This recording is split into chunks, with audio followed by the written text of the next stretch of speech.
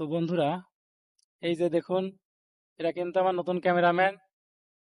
তো আমার ক্যামেরাম্যানের নাম হচ্ছে শ্যাম। এ কিন্তু খুব সুন্দর সুন্দর গান বলতে পারে। তো এই জন্য আর কি আপনাদেরকে এখন একটা গান শোনানো হবে। শ্যাম ভাই, একটা গান শোনাও। শোনাবো। হ্যাঁ, অবশ্যই।